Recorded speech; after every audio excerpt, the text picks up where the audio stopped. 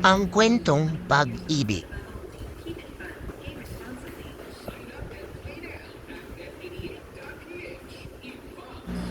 Dear Idol, share ko lang kwentong pag-ibig. Tawagin niyo na lang akong sa pangalang Alan.